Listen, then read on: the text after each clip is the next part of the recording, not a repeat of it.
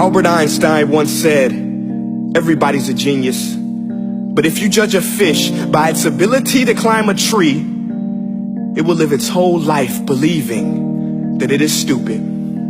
Ladies and gentlemen of the jury, today on trial we have modern day schooling. Glad you could come. Not only does he make fish climb trees, but also makes them climb down and do a 10-mile run. Tell me, school, are you proud of the things you've done?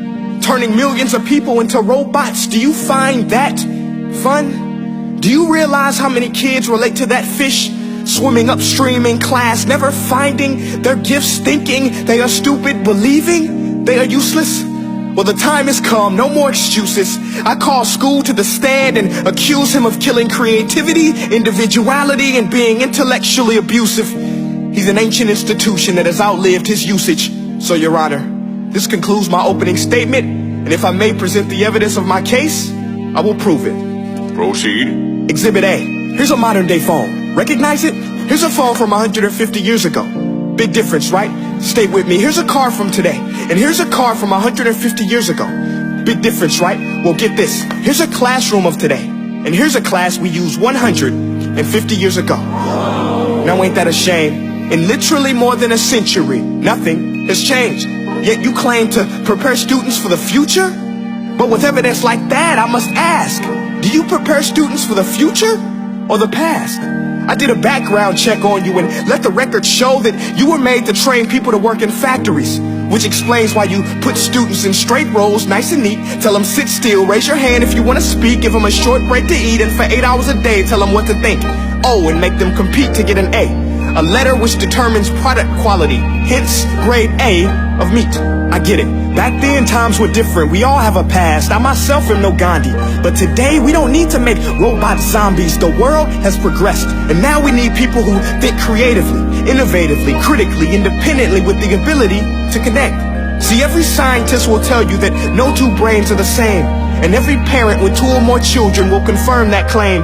So please explain why you treat students like cookie cutter frames or snapback hats, giving them this one-size-fits-all crap. Watch your language. Sorry, Your Honor, but if a doctor prescribed the exact same medicine to all of his patients, the results will be tragic. So many people will get sick, yet when it comes to school, this is exactly what happens. This educational malpractice, where one teacher stands in front of 20 kids, each one having different strengths, different needs, different gifts, different dreams, and you teach the same thing the same way?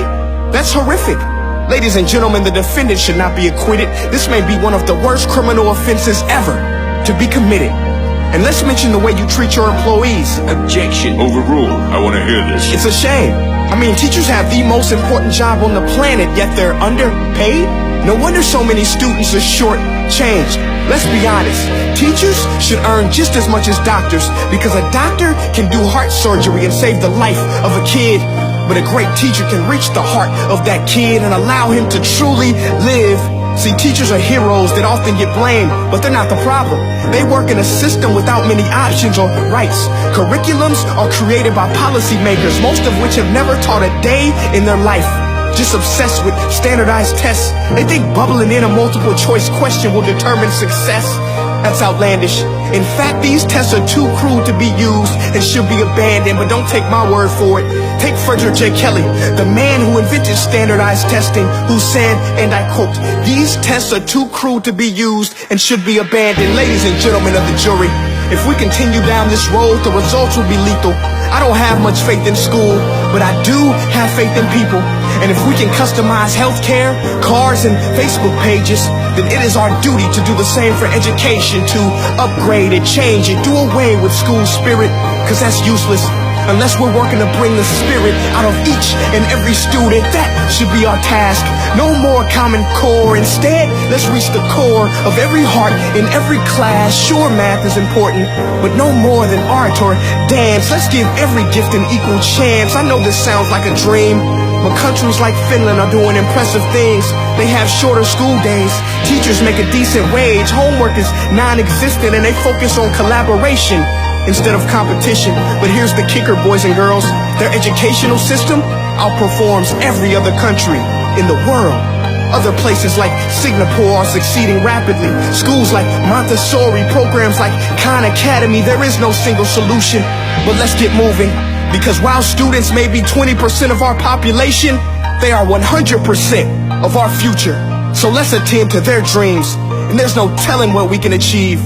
This is a world in which I believe, a world where fish are no longer forced to climb trees. I rest my case.